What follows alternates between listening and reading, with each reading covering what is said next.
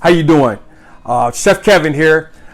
I've been in this game for over 30 years. By this game, I mean culinary, the foodie world, the culture, right? The things that's brought us together. I say over 30 years, but I've actually been doing this since I like to tell my students back in Colorado, knee high to a grasshopper. Why do I say that? I started off in the kitchen playing the pots and pans that my grandparents used to let me play with while they cooked family meals for 50 to 60 people. This was back in the 70s and the 80s where people would come from across the world in order to cook. And that's where I've got this love and this journey from, these experiences that I'm bringing to you. I cook what I call an eclectic comfort. Right? It's very important that I try to bring the comfort and the eclecticness to your household, to your palate, to your environment. I've always been told that it's the great power that I have is the ability to bring people together and cook good food at the same time. I've cooked all over this country, just most recently coming back from a stint in Alaska where I was actually cooking fresh salmon, sockeye, silver, chum. It was the most beautiful experience. I cooked a little moose. Before that, I was a corporate chef, flew all over the West Coast, cooking for many different families. I've had the opportunity to work with celebrity chefs across the country. I've had the opportunity to cook for medals of honors from the armed forces. I've had the opportunity to cook for a lot of different families. So I hope that you guys embrace this journey that we're about to go on. I'm looking forward to doing more work with you. Today I created a menu for you that kind of touches each realm of the dietary things that are going on within our souls, okay? I decided to make for you guys a seafood lasagna. To accompany that, because seafood is very hearty, very dairy, it's very cheesy, it's very gooey and good. I wanted to kind of lighten it up for you. And for those of you that weren't seafood fans, I decided to make you a ceviche. I like to combine ingredients that still give you the essence of what everybody else is eating when you have your dietary needs. So I have a vegan ceviche for you that comes with homemade chips. It has hearts of palms in there, avocado. It's a very good light meal for you. And for dessert, to kind of go with the seafood theme that we started off with, we have a no-bake cheesecake, lemon cheesecake. It is amazing. I hope you guys enjoyed these dishes today. Let's get started cooking.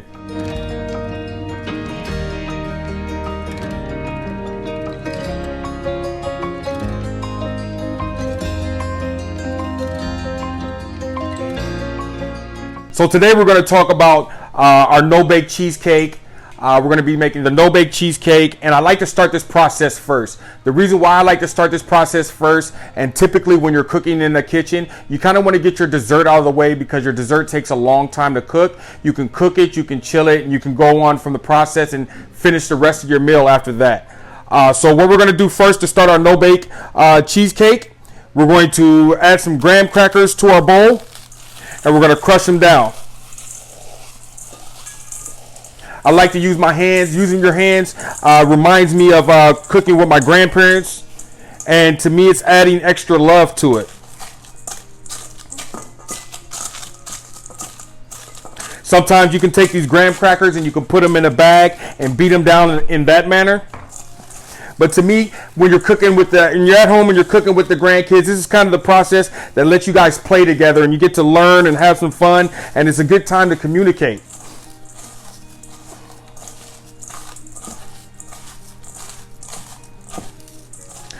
The reason why we're starting with this dessert is because the dessert comes in a couple of folds. We're going to start to cook it, then we're going to chill it, then we're going to put it all together, and we're going to let it do its thing. That's going to take me roughly about 45 minutes. At that point, I can start on my other ingredients today, which is going to be the seafood lasagna, the vegan ceviche with the fennel slaw. So we got a nice little dust going on here. This is good right here. Who doesn't love a little bit of graham crackers and butter? And I want this as a powder form as much as possible.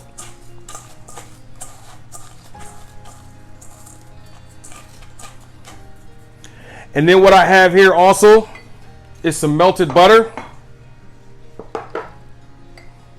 We're just going to add that to our graham cracker mix here. Now over time, I've learned, like, people are always asking me, like, how much of this do you put in there? How much of that do you put in there? I learned most of these recipes from my grandparents, and in these recipes, when they were teaching them to me, it was never put this amount in or put this amount. It's always put this much in here, fill your hand up to here. It was a cool life lessons learning how to cook from my grandparents. So what I'm doing right now is I'm kind of mashing my graham crackers together, right? And that's going to tell me as I look at the texture. It's going to tell me where I want it to be. If I need to add more graham crackers or I need to add more butter. But as you can see, it's got a nice little thickness to it. So I always tell my clients and my students that I cook with my eyes, my nose, my ears, my every senses that you have. It's always a process that helps you with your cooking. So this part is going to be a little bit of eyes and a little bit of feel. I want it to be kind of pliable like this, kind of like a little bit of a sweet tasting Play-Doh, because I'm going to freeze it in the freezer, and it's going to be a nice little bit of buttery goodness. So we're just going to take this graham cracker mix, and I like to start at the bottom, right, and get a nice little layer at the bottom. Right, and it's nice in there and it's packed in there, right? It's nice and tight. And then what I'll do is I'll take the graham cracker mixture in my hand and kind of come around the sides and kind of fill it up. Right, we're gonna freeze this. So it's gonna fall out of this bowl real easy when we get done with it. And the amount of graham cracker the amount of crust that you put up here is all your preference, okay?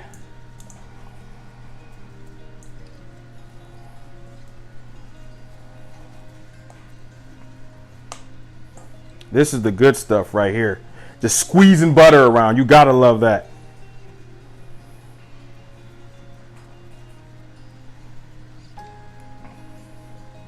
All right, that's gonna be our graham cracker crust. We're gonna put that in the freezer for about 20 minutes. Let it freeze up. We're gonna continue to make our next mixture. Right, we're gonna set that guy on the side right there. So the next thing we're going to do for the no-bake cheesecake is we're going to make the mixture that's going to go into it. I recently did this particular menu, and I did it a vegan style. So your cream cheese can be substituted with a little bit of cornstarch, a little bit of oat milk, if you will. We made some lemon juice with cornstarch and put a little bit of turmeric in there to give us a little bit of healthy additives and a little bit of color. That's what the turmeric's going to do for us, okay? So with this particular recipe, I decided to hold nothing back, and I was going to give you the very good version or the healthier version, hint, hint, with some cream cheese, okay? So it's very easy. What we're going to do is we're just going to take our cream cheese and we want to kind of get it smashed down. I let that cream cheese sit out for a little while so it's pliable. I'm going to mix it up here. Look, got a little bit of heavy cream we're going to add to it. We got a little bit of lemon juice because we want this to be lemon flavored. Kind of goes with the scene of the whole seafood lasagna type of thing. We're going to add just a little bit of turmeric to it just to give it a little bit of color.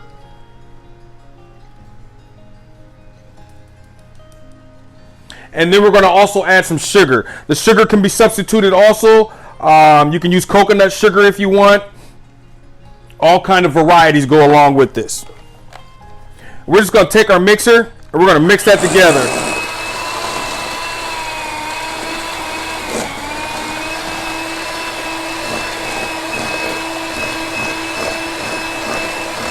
The longer that we mix it, the more of the yellow color that we're going to get.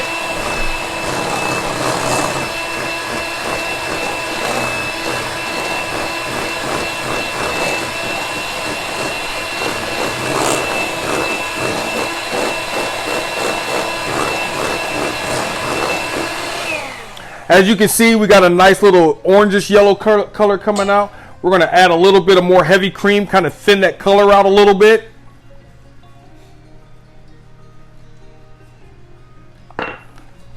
Go for about 30 more seconds.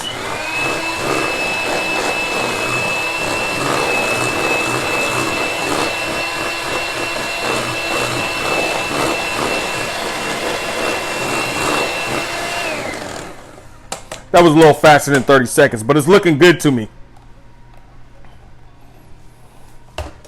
And then I'm just going to take my rubber spatula and I'm going to kind of scrape the sides. Look at that, looking good. And as you can see, we went from the turmeric color. Now it's starting to become a lot more lemony colored and flavored. Let's give that guy a taste. Give it a taste. Oh, that's lovely. Oh, that's lovely. That's going to be our filling. That's lovely. I think I'll give it just a little bit more sweetness. Once again, I cook with my, I don't use measuring glasses, but I do have these recipes for you. So please feel free to reach out and I will get you the recipes. I cook with my senses, everything senses.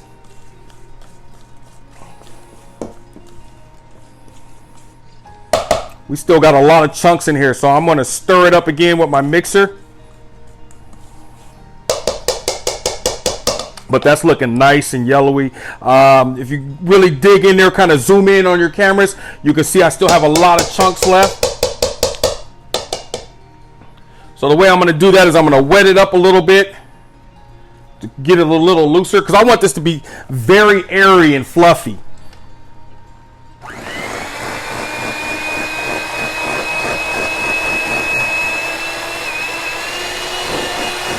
I got it on high now.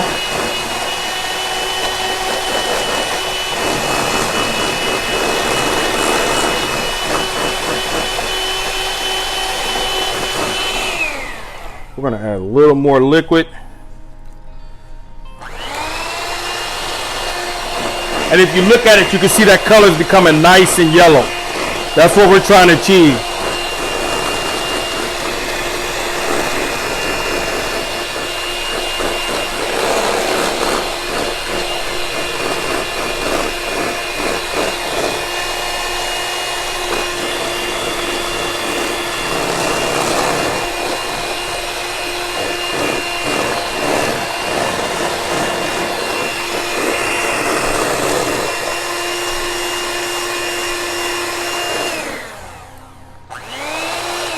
I like to take it and kind of spin it on top of the ball because all of that's flavor on there.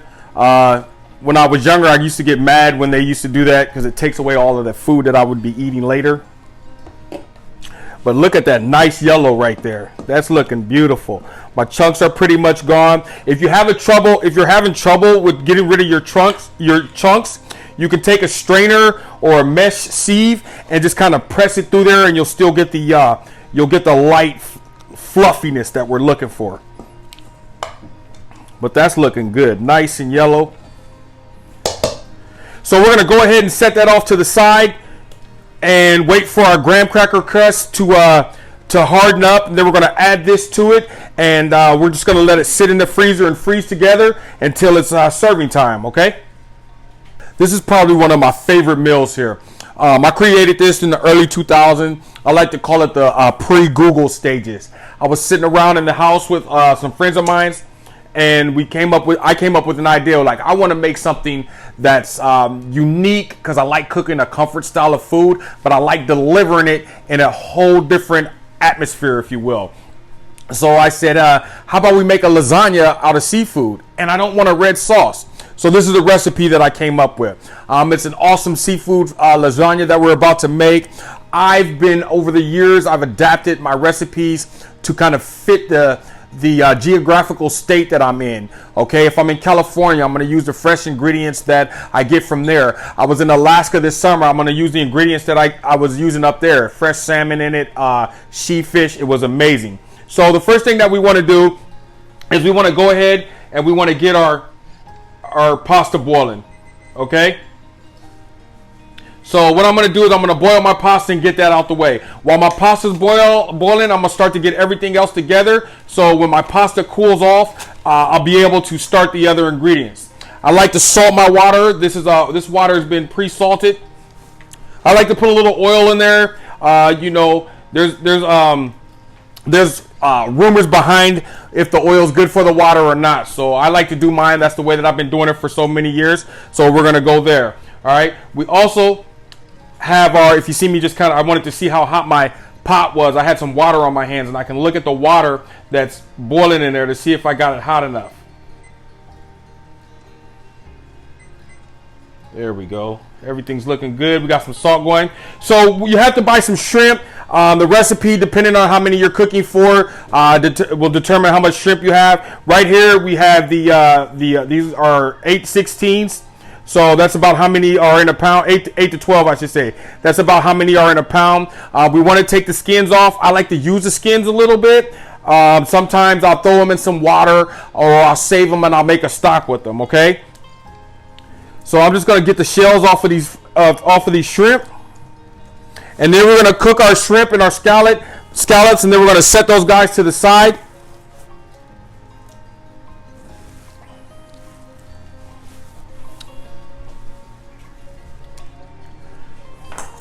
Get my shrimp together here. I'm going to put a little oil in the pan.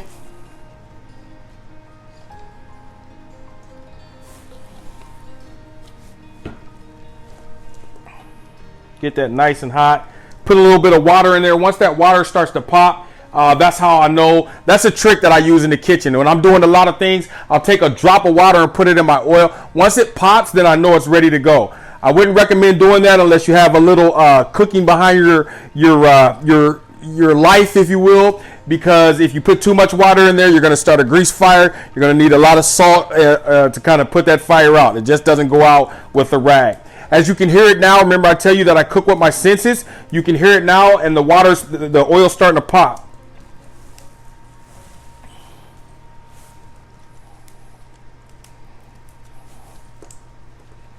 I got the shells off. Like I said, I'll make a stock with these shells. I can add them to a sauce later. I can add them to the sauce later if I want to kind of enhance our fish flavor, because there is a lot of flavor in this guy. Okay. All right, we got a nice little heat going. We're going to turn that down because it's going fast. And people tend to overcook shrimp a lot. We're just going to give that guy. We just want to give it a nice little color to it. We want to get rid of that opaque. See, that fire is hot. We're putting water and grease. You got to be very careful when you put the shrimp into the pot. Push it away from you because of the oil.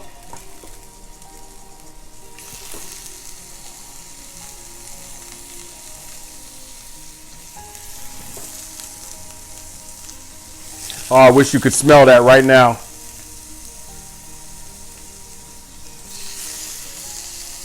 A lot of people overcook shrimp. It doesn't take very long at all, depending on your size. Me, myself, I like to cook them just a tad bit under because they tend to keep cooking once you take them out.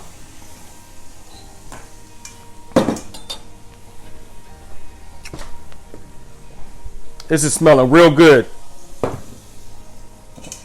So I got my shrimp. I'm going to just set to the side. I might put that in a bag and freeze it. That's a good thing. We're going to salt these guys up a little bit. A little pepper.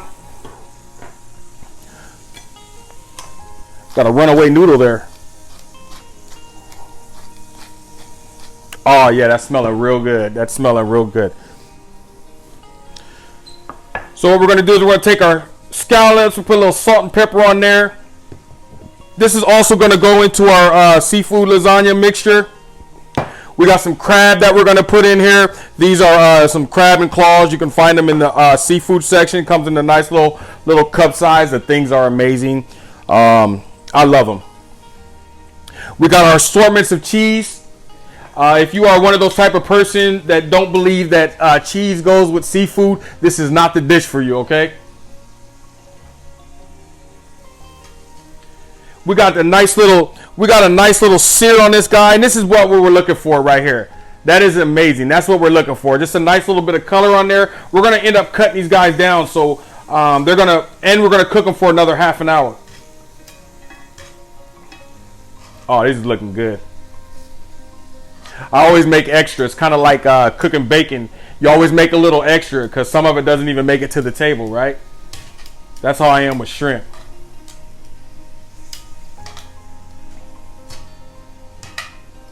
It's looking good.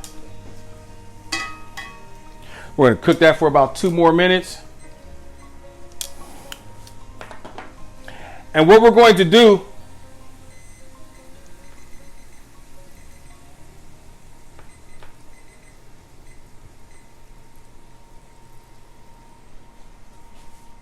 got a little problem with our I've been cooking this recipe for so long that I can tell when my noodles are done. My water's not at a rapid boil, which that if that case was, it would have took me like 8 minutes, maybe 11 minutes tops in order to finish. I'm having a little problem with the stovetop right now. So what we're gonna do with these noodles is we're just gonna put them in the back right now and let them finish off. Want to make sure you guys get all of my attention, okay? So our shrimp has been going for about 3 minutes. It's got this nice, beautiful color on it. Nice, beautiful sear. I say it's about 3/4 of the way done, 7/8, right? I'm gonna cut this guy down and I'm gonna put it in the lasagna, which we're gonna cook in the oven for about another half an hour. Looking so good. All right, so now what I'm gonna do is I'm gonna do the same thing with my scallops. I just want to get them. I just want to get a nice little color on them. Get them started cooking, okay? And then next, what we're gonna do is we're gonna prepare our roux. You want to get a nice little sear on that guy. We don't want to overcook them. Like I said, we're cooking these again in the oven for about almost 45 minutes exactly, to be exact.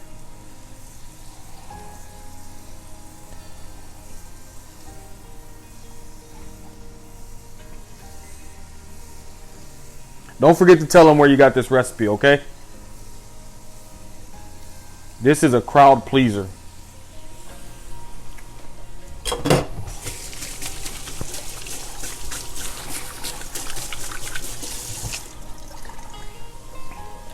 Get our hands clean. Look at that shrimp looking good. So then what we're going to do next is we're going to add the rest of the ingredients, which kind of gives it the nice lasagna flavor that we're looking for. We've got some cheeses we're going to add. I like to use Parmesan. We have some fresh mozzarella. We have some ricotta cheese, a little bit of lemon.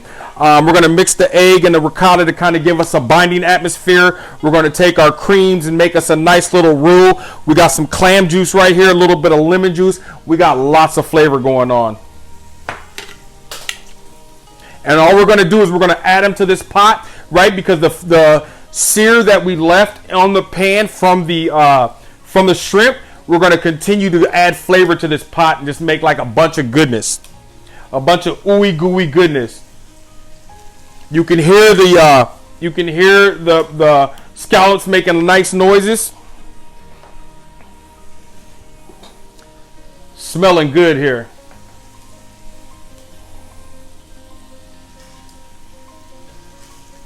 There we go. Look at that color on that guy. Let it go just a little bit longer. I'm going to go ahead. All of this stuff is going to be going in the same dish, so I'm going to mix that in there. And while that's cooking, I'm going to go ahead and get my this is my binding liquid. I like to utilize flavors as much as possible, so I'm not wiping that crab juice out of there. This is going to be my binding liquid right here. What we're going to do with that, we're going to take an egg.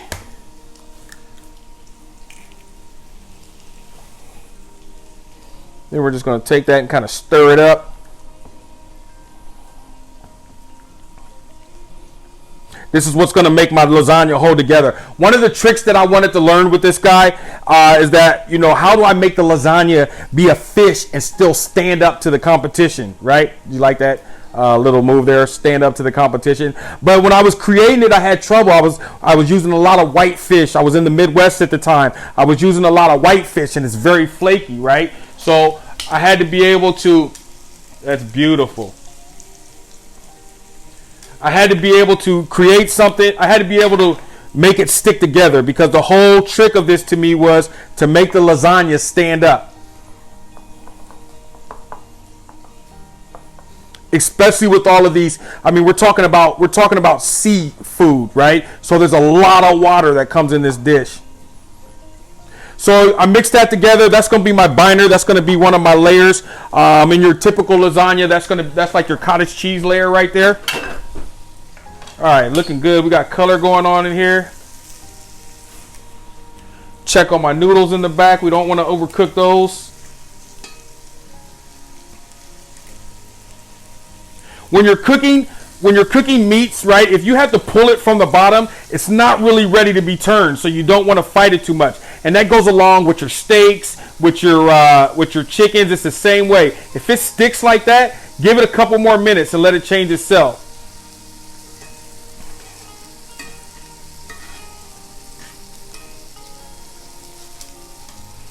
I'm not really cooking these guys. I just want to get them started. We're going to cook them in the oven. We don't want to overcook. You know, one thing is bad is like a tough piece of scallop. That's one thing you don't want. Unless you're one of those well done steak people, you might see things a little different.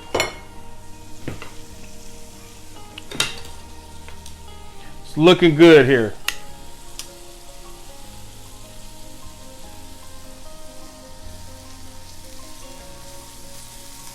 Just gonna give my noodles a check real quick.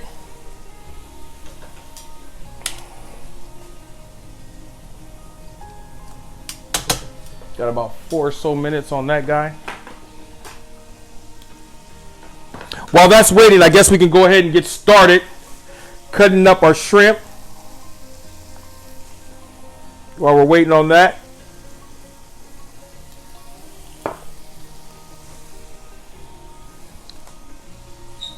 This reminds me of you know, when the culinary journey started back in the 90s, and you know, I used to pay attention to a lot of the chefs that came from the South. Kind of where people always ask me, like, what's my cooking style? And I'm kind of an eclectic type of chef, right? Like, I've cooked all over this country, from New York to California. I was in Alaska this summer, cooking up there, cooking fresh salmon and bear and moose. It was amazing. So you know, this gives me that feeling of the chefs that I had got flavors from in the South. Oh yeah, there you go. That helps you out a little bit. Oh yeah, babe. Oh yeah. So we got our shrimp that's gonna go in there. Our crab is in a pretty decent space. We're gonna go ahead and take our scallops out, turn our fire down.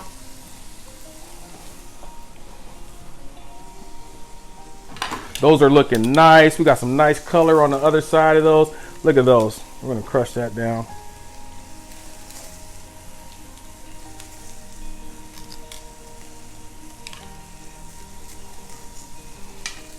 Remember, I said don't fight it too much, okay?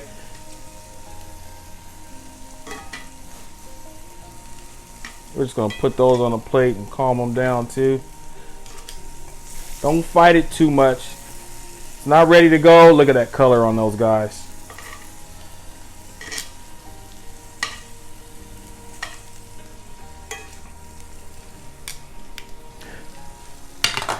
Look at the color on those guys. You gotta love that. Okay. Looking beautiful, guys. Now we're gonna get started on our next stop. We're gonna make a roux, okay? So we got our scallops out. Now it's time to start making our roux. I remember after going to culinary school at Le Cordon Bleu back in the early 2000s, one thing I was excited to take home and show my kids was how to make their own sauces. They had been cooking with me for quite some time, so I was excited about this opportunity to kind of brag about the things I knew. And then my son, who's becoming an amazing chef himself, started making contractions together that were, he would make them. I'd be like, what is this? And it turned out to be so good. And I was like, that's illegal. Escoffier is somewhere turning in his grave.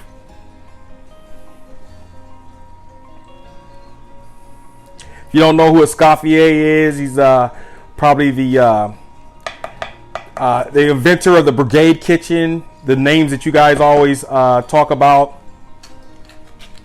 Very big time French chef. So I'm just gonna melt my butter, and then what I'm gonna do there, like I said, our mixture is equal parts butter, equal parts flour. We're gonna mix that together and get it nice and combined. While that's heating up,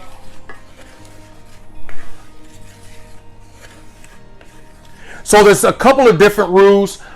This particular roux we're gonna call a blonde roux, okay? For your gumbos, you wanna make a darker roux. For some of your soups, like if you're making a chicken and broccoli soup, this is pretty much like how they start off to kind of thicken it up and give it that creamy texture. There's another way that you can do it with like a slurry, which is a cornstarch and water mixture.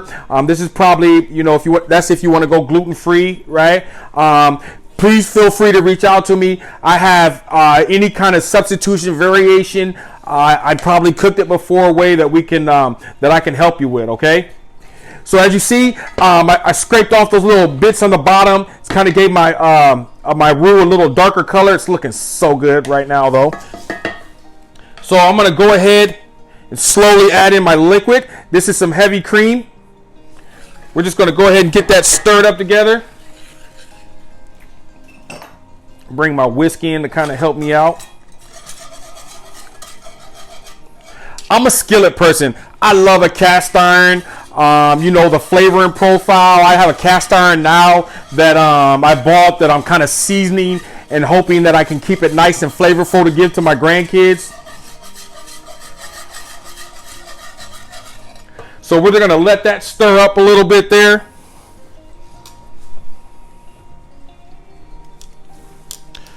While that's cooking, I hear like I said, once again, I cook with my senses. I hear my noodles behind me bubbling.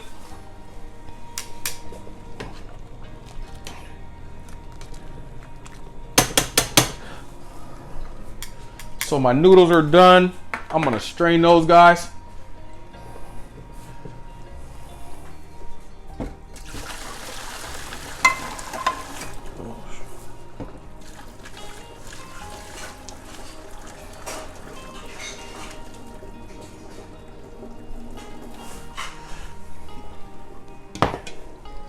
So I want to get them out of that hot water. I want to get them out of that hot water, keeping my eye on my roux at the same time. I'm just going to give it a little stir so all of my stuff comes together. I got a little bit of, heavy cream. That's a good one. Say, slow down, chef. You're doing too much too fast right now. I tell my students all the time, if you're not making a mess, then you're not doing your job. So what we're going to do now is we're going to get our pasta out of the water. And what I like to do is we're going to let it cool off. Because even though I've been in this industry for a long time, I know that hot food burns.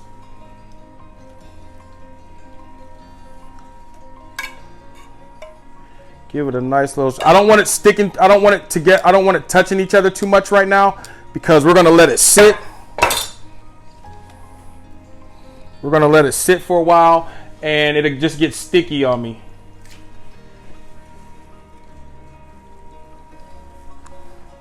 We're gonna set that guy to the side. He's not ready yet. Put a little parchment down there like that.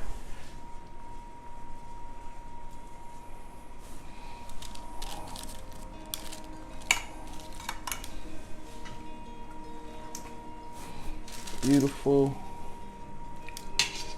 When I'm doing this recipe, depending on like all the other things that I got going on, I sometimes throw a couple of extra pieces of lasagna in there just in case. Like I might overcook it, I might break one, they might stick together. I've been doing this for so long, like I know all the variables. You guys see these? They're kind of falling off on me.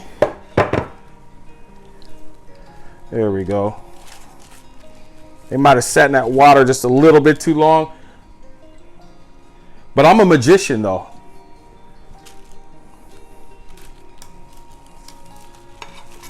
I've had to make lemonade out of lemons so many times.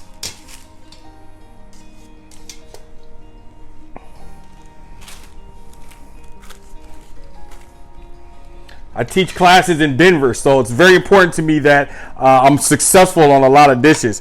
But I tell them all the time that I'm teaching the class, so I'm not cooking, so the flavor's not up to me. They get a riot out of that.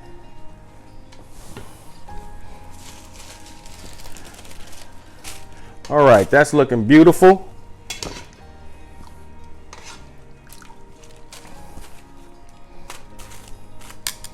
Looking beautiful.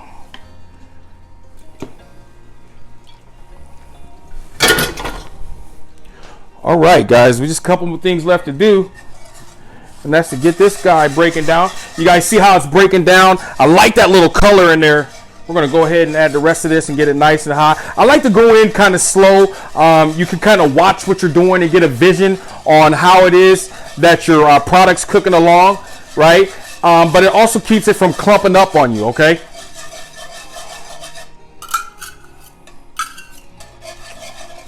So we're gonna get that in there, let it thicken up.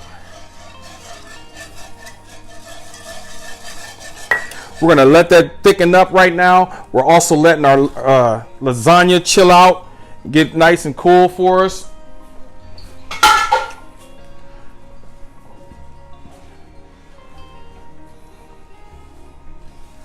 We're gonna add a little bit of garlic to this guy, give it a little season while it thickens up and heats up. Can't go wrong with garlic, right? That's a preference on how much you put in there. This is gonna be for my garnish. Little lemon juice, give a little tartness. We're looking good. We're gonna go ahead and get these guys cut up. I don't want them too small, because you want to taste that nice crunch. You want that texture.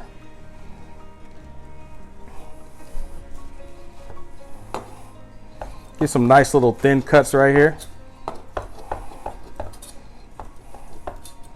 You guys look and see if you can get a good look at it. That's like a medium rare scallop. Like, it's almost so beautiful right there. But we're gonna, like I said, we're gonna cook it in the oven. So I don't want it to get it to where it's nice and rubbery, right? Well, that's not nice, is it?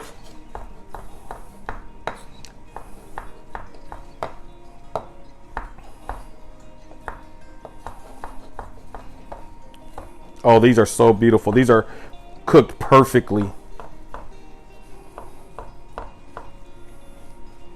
You guys asked for a seafood lasagna? You're gonna get a seafood lasagna today.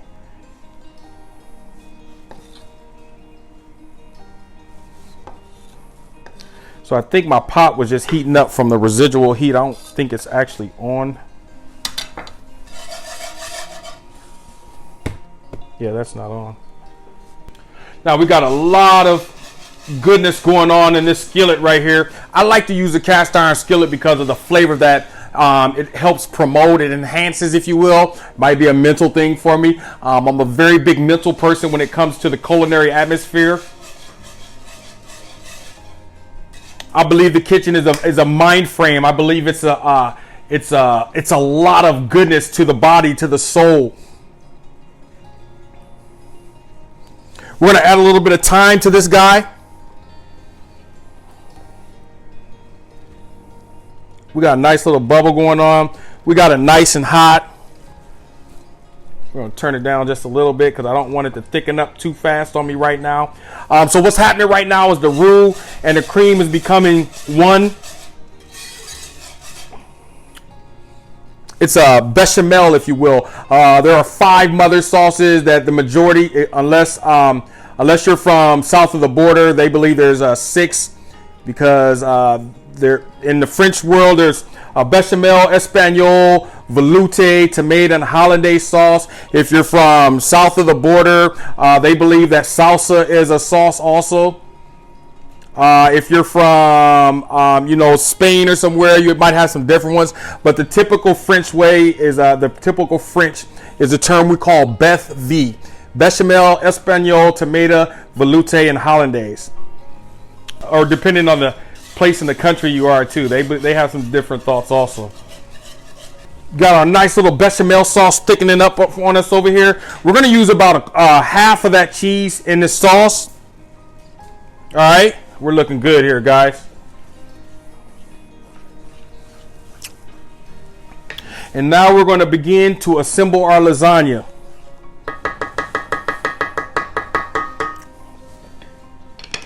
All right. First thing we're going to do We're going to take a little bit of sauce. We're going to spread that on the bottom, get it nice and even. You can see that cheese coming together. We're going to take a couple of noodles here. We're going to overlap these guys. Cut a little bit off here.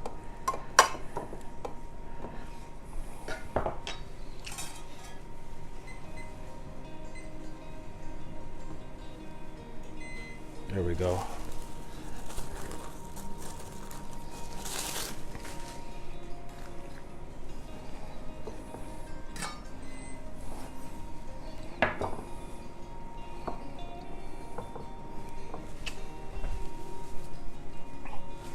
Then the next thing I'm going to do, I'm going to take my binding agency right here.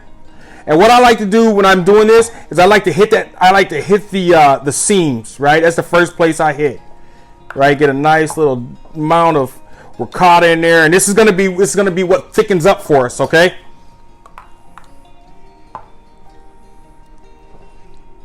You got to keep your elbows out. It's kind of funny. I was talking to a chef one time, and he was like, "If you got your hands on your hips, you must not be doing any work in the kitchen. So you got to have your elbows out and get them dirty, right?"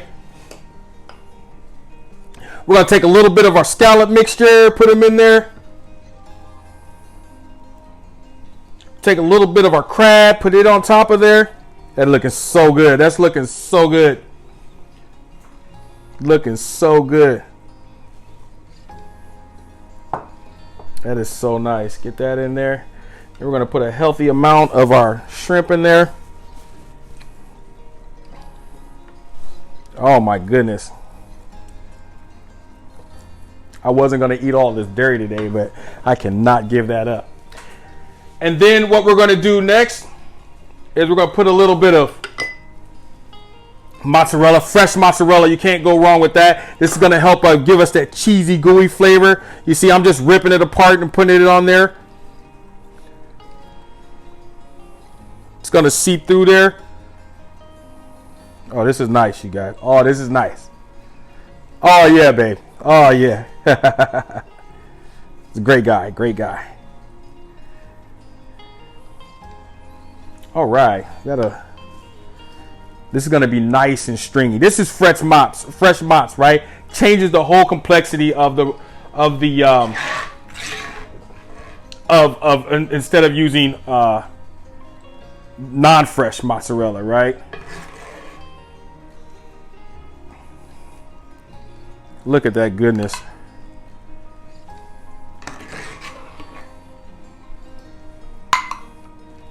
Mm-hmm.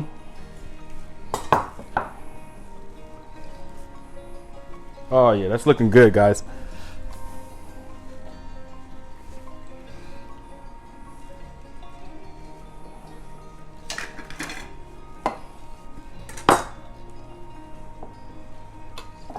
That is looking so good.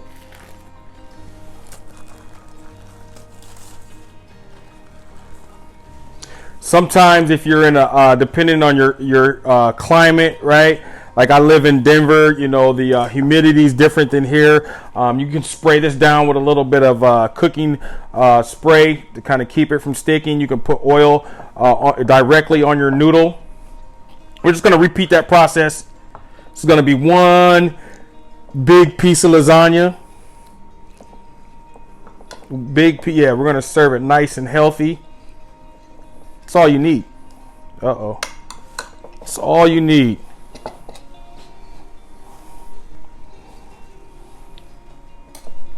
Looking good. And we're going to repeat that last step here.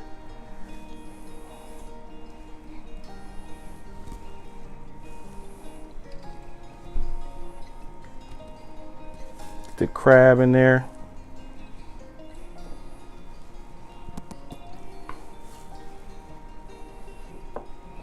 I'm going to press it down a little bit because we're reaching that top level. But that's all. That's pretty much it right there, guys. I'm just going to top this guy off and seal it up. What this is helping doing is kind of push that seafood into the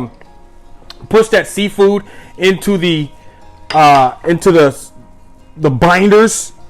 Okay.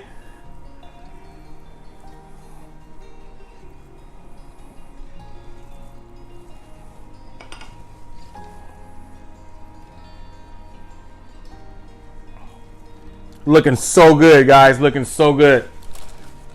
I don't mean to be avoiding you right now, but if you seen what I seen, you would have your eyes stuck to it like glue also.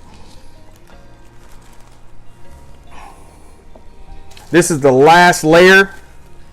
Get us a nice looking piece here.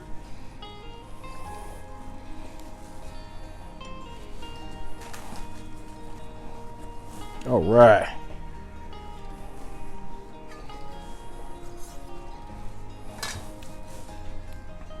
We're going to seal this guy up nice and tidy.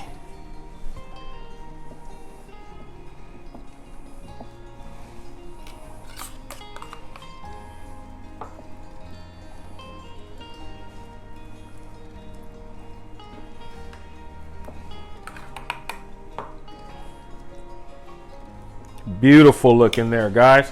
All right, so what I'm going to do with this guy right here, I'm going to put a little more sauce on there. Little more sauce. Okay. Now what I like to do when I'm playing, right, I like to have extra ingredients, right? This is going to be part of my garnish, so I'm just going to take this guy and put it into the plate. I'm telling you, it's part of my garnish. It's actually something I'm going to eat on the side while everything else is cooking. All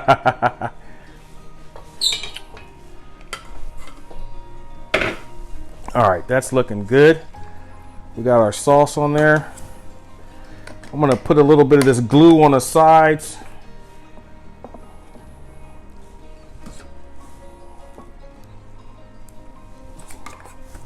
That glue is going to be good for me. It's going to give me what I'm looking for in the end, right? What I'm looking for in the end is for that to be nice and sealed and hard. We're going to get a nice little brown crust out of that. Because to me, the best part of the lasagna, and this is a big debate. You guys feel free to reach out to me. Let me know what your preference is. It's a big debate. I'm a corner lasagna guy, right? I like that little crispiness. I like that crunch in I like that bite. I like to see that darkness when when it comes out the oven, that bubbly, ooey gooey cheese. Give it a little bit of Parmesan on there.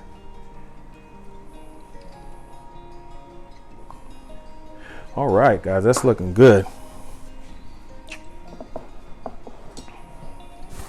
All right, I'm going to cover this with some foil. I'm going to pop it in the oven. We're going to let it cook for a half an hour. We're going to take the top off of it. We're going to let it cook for another 15 minutes, get a nice color on the top of it. Then we're going to let it cool for 15 minutes, and we'll be ready to eat.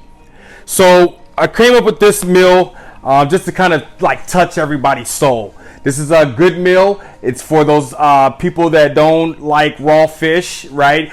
It's a nice little appetizer. We're going to serve it with some fresh made tortillas that we turn into chips.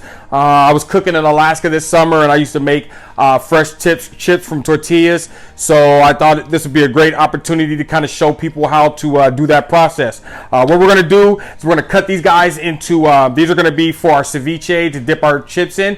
We're going to cut this guy into little chip-sized pieces, little triangles, squares, however you see fit. You can make them oblong shapes.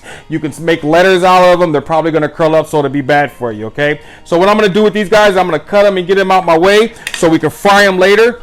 I like to just kind of go down the middle. I go into little stripes like this. I go into little strips, if you will, and cut straight lines.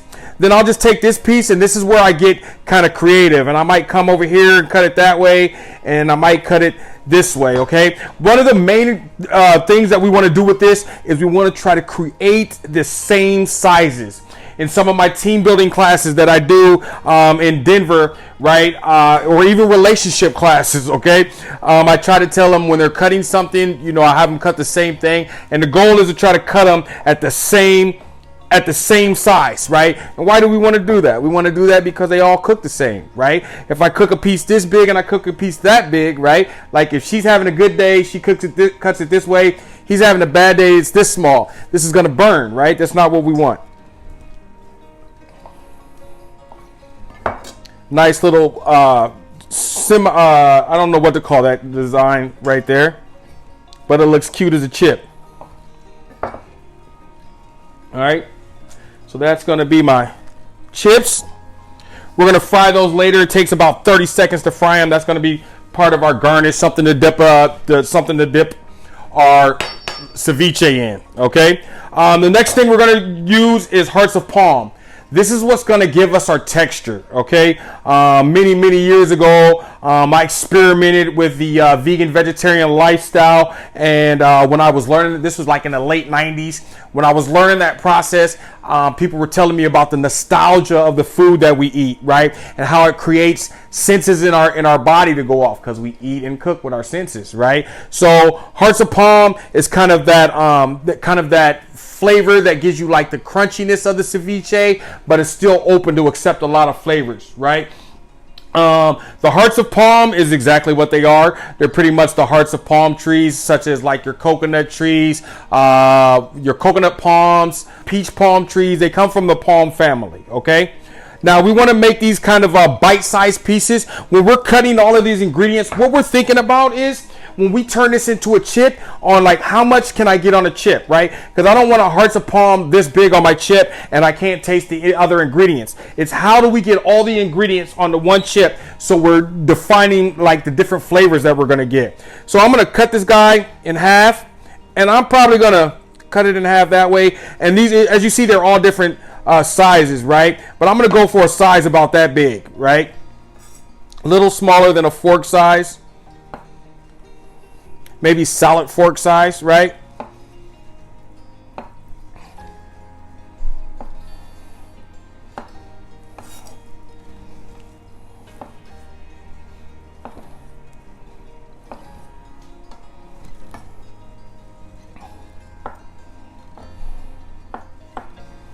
You can kind of give them all a little bit of, you can give them all just a slight big different cut. It does affect the texture of it. It does affect what you're eating.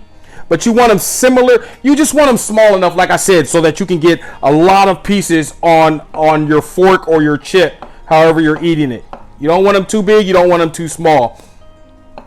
I had a ceviche actually just a couple days ago, and the pieces were so small that the process kind of made them taste like mush, right? I'm definitely I have twin grandchildren. You know, they're completely different eating habits. One of them is a texture person and the other one's not. So I definitely have to play around with these. I have to play around with all of these textures and eating. Like it's just a wild experience from coming from twin grandkids who are completely opposite in their lifestyles, if you will. They're 6 years old and they're nothing alike. So, you know, to be able to have to do two at once, but not the same, is kind of a cool little process.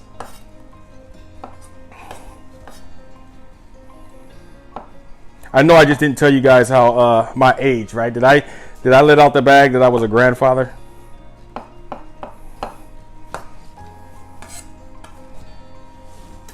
All right.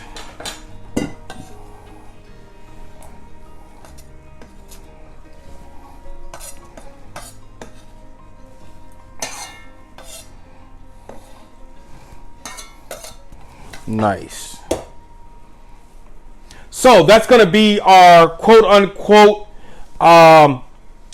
protein, if you will, of the ceviche.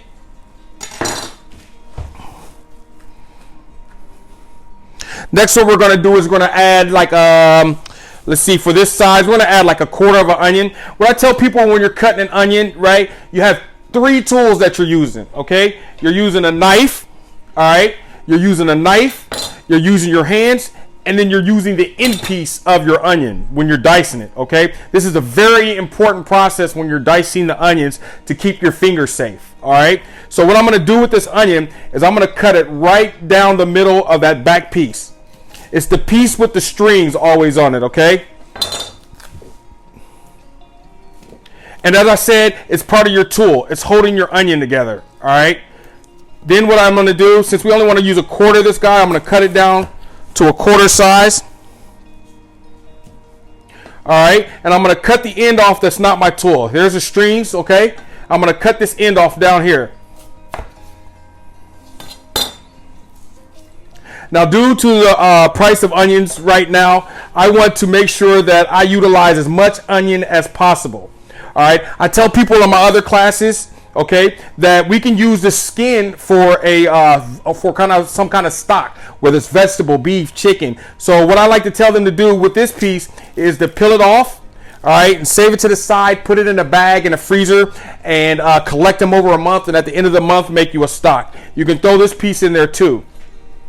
All right, what I like to do, what we're going to do now is we're going to do what we call a dice. All right, the way that you create a dice is you start to cut through your onion and you leave it a little bit at the end. All right, that's very important. We don't want to cut all the way through it, because when we try to make our dice, our onion will just be moving back and forth.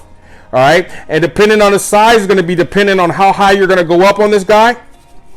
All right, and then we're going to make the same cut going the other way. We're not going to cut all the way through it. We're going to make sure that we have a little bit extra left on the side, and we're going to do this cut to the end. All right, and then all I'm going to do is I'm going to just make slices down like this. Remember, we want them kind of small, depending on how much you like your red onion. We want to make sure that we're loading the chip up with as much flavor as possible. Okay, it's beautiful, right?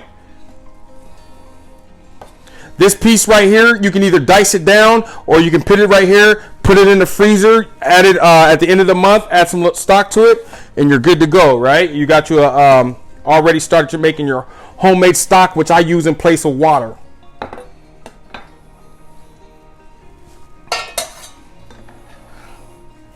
All right, that's looking good. We got a little bit of cilantro we're going to add to this guy. Here's some stock. If you like cilantro, if you don't have that allergy to it, you can use that in your stock. We're just going to take these. We're going to take these leaves. We're going to kind of roll it up, and we're just going to break it down. A lot of people you see like to beat their cilantro. They beat it too bad. You hear this in the kitchen, and it's your son doing it behind you. All he's doing is tearing up your counter and your nerves, right?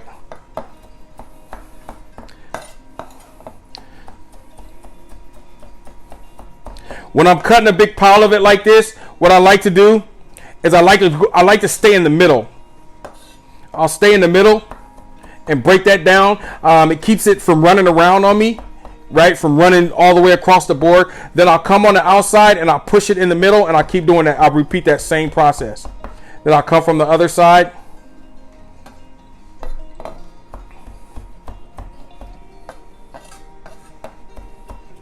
If you cut it too much, it starts to get wet. You beat it down. It doesn't have that nice fluffy look to it, if you will. We're going to add that cilantro to that guy.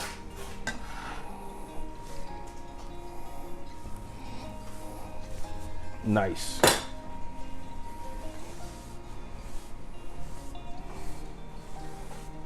If you're not enjoying this right now, I don't know what else to tell you. This is the A game right here. All right. Next, we're going to do our avocado. Okay? That's a nice catch with my left hand. So what you do with your avocado is there's a seed in the middle. Okay? What I recommend that you do for a lot of you guys that cook at home, right, is to take a towel and put it in your hand. Put the avocado in the towel and then start to do your cutting. Okay? And then what you're going to do is you're just going to kind of take the knife and go around the seed. Okay? They got these cool little tricks. They got these cool little tricks that you can purchase that will take the seed out and do most of that work for you. Now what I'm going to do is I'm just going to twist it and the seed should pop out. Okay? This is a very, very ripe avocado. Here's the next thing. Okay? This is your friend when you're cutting an avocado. If you don't have the little tools that they use, just put a towel in your hand, put the avocado in there. It saves you a lot of stress, or you can set it down and let the towel do all the work, okay? So what I'm going to do is I'm going to put that in my hand, and I'm going to take my knife, and I'm going to kind of penetrate that seed, all right? Then I'm going to take the seed, and like I said, this is a very ripe avocado. and it pops right out. Then the way that you take it off, don't reach over with your hand to the sharp side. You just push it from the back, and there it goes. Boom, bang, Bob's your uncle. I don't know that saying very well. So once again, like I said, this is a very ripe avocado. So I'm kind of nervous about puncturing through it. So I'm going to put a towel in my hand to save my fingers.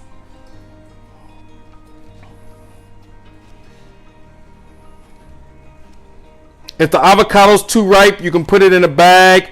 I don't know the science behind that trick, but a bag for a couple of days actually.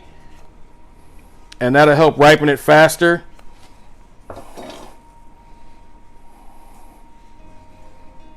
So I'm making all of my cuts inside the shell because it's a lot easier for me. And it's what I've just been used to doing.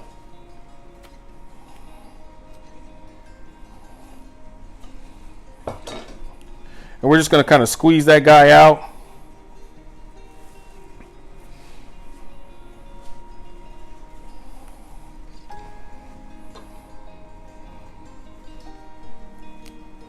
This was a very ripe avocado.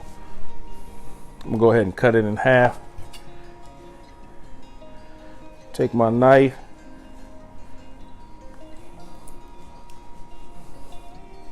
Just kind of cut out that middle.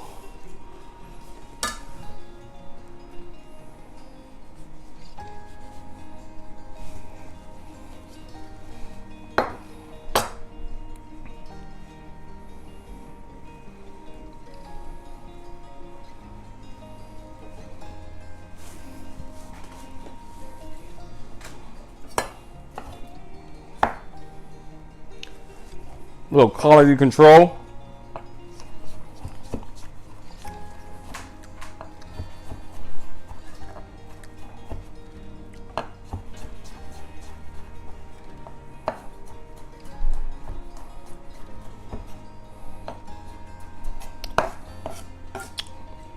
I typically would have went for a more ripened avocado.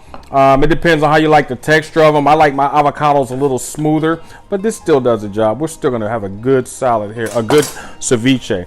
We're gonna add this guy to our bowl. Looking good. Next, we're gonna add a half a jalapeno.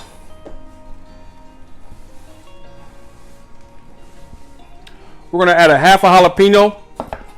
Now you hear a lot of rumors about the seeds in the middle, right? It depends on how you like it. If you like it spicy, leave all that stuff in. That's where the flavor comes from. I'm not very strong in that matter, so I'm taking it out, okay? Pepper is spicy to me. Then we're going to take that and we're going to cut some julienne slices, okay? A julienne slice is a real thin slice.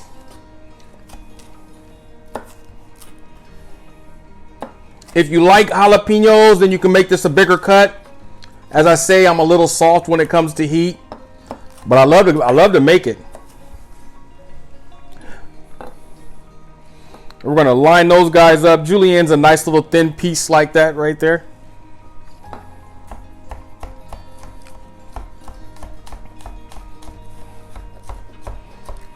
And these are just meant to give you like a little flavor pop. Okay?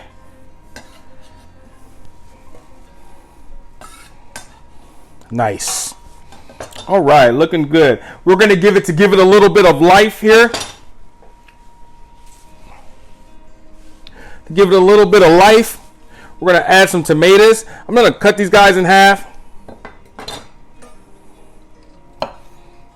Remember to always keep your knife sharp. A dull knife cuts you more times than a sharp knife will, because you're trying to do too much in order to cut, right? Technically, like, your knife should do all the work. You guys, I can just pretty much hold it in like 2 fingers and let the knife do all the work for me. Especially when you're cutting tomatoes, right? If you don't have a sharp knife, when you push down on it, all you do is just excrete all those juices, just like that one I happened to do on me right there. But if you get it nice, You see how that one was? Stayed nice and healthy for me.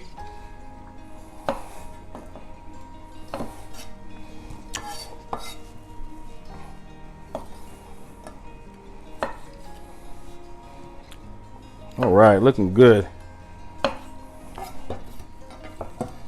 We're gonna take that and add that to the dish. Oh my goodness, it's looking so good right now. You could see these colors. You can get a close up on these colors. Check your HD TV right now, huh? Looking so good.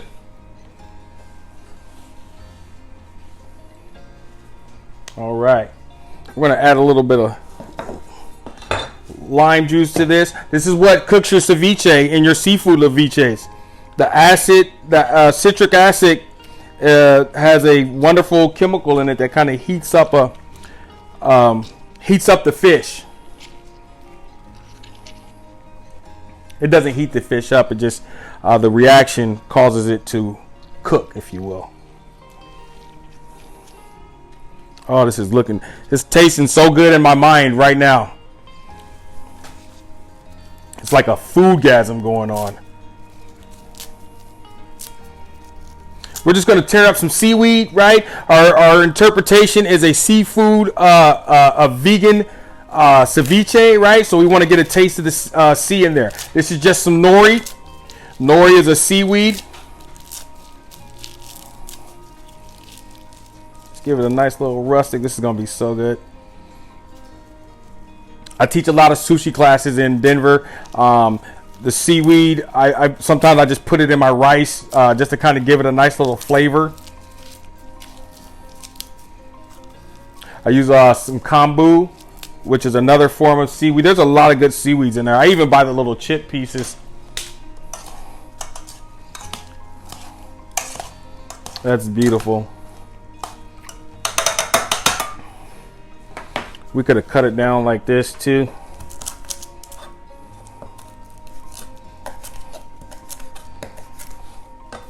Drop that in there. Give a little bit of garlic to it. Little pepper.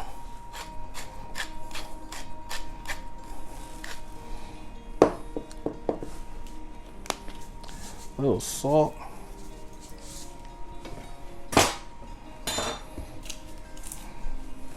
And that's looking good. That is looking so good. It's so good right now.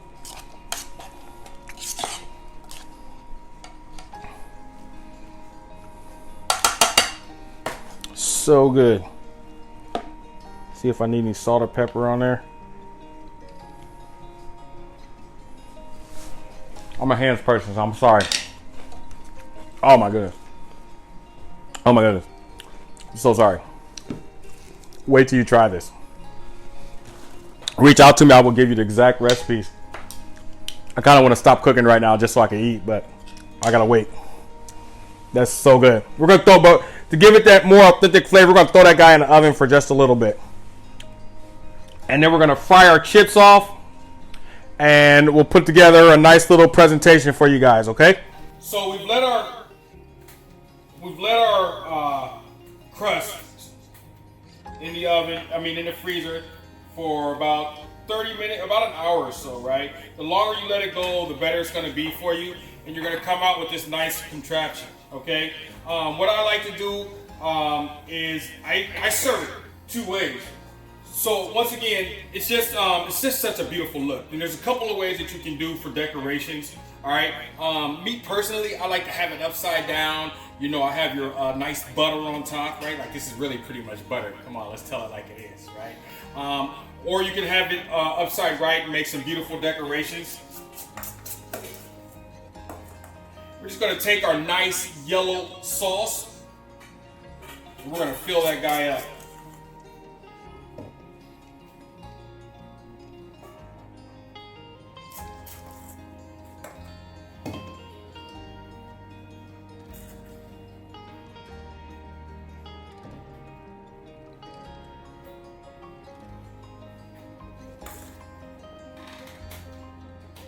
That's it right there. We're gonna throw it back in the freezer and let it sit there until it's time for service.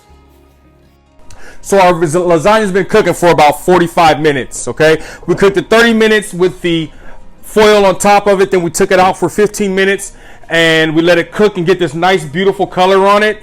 And then we just let it chill for another 15 minutes to kind of give it a nice little sturdy texture, right? We don't want it moving too much. That little guy, he could probably cool a little bit more. You kind of want to serve, put a little bit of green on the plate. Remember that extra fish that we had left over? I would kind of maybe put that on the plate also. This would be like some extra goody goodness on your plate. And there you go. That'd be your seafood lasagna.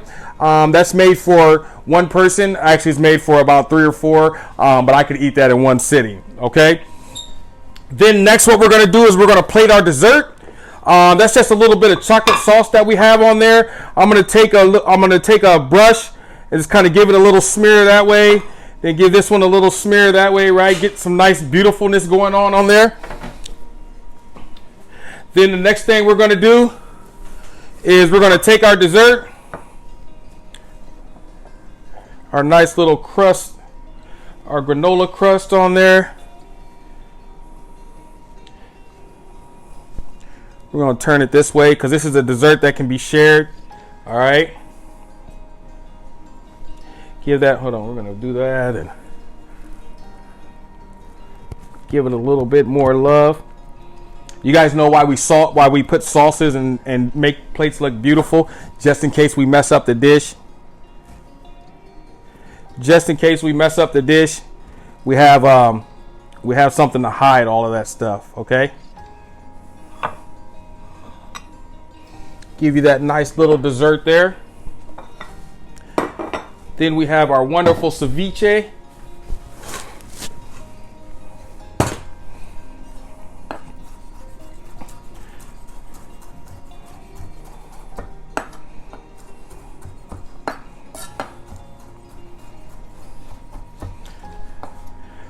Should have left that guy whole. It depends on your preference. I like it kind of small. I don't really want to take a big healthy piece of cilantro. That is looking so good. What did I tell you, huh? What did I tell you? This is a dish probably made for 2 right here. I've got other variations of it, other seafoods that you can use. Take a couple of these guys. Beautiful dishes, huh?